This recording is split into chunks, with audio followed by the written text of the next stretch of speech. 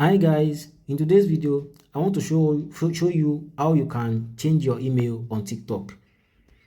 Log into your TikTok homepage, then click on profile. When you get to profile, you see a three button on the top right hand corner on the profile. Then click on settings and privacy. Then click on accounts.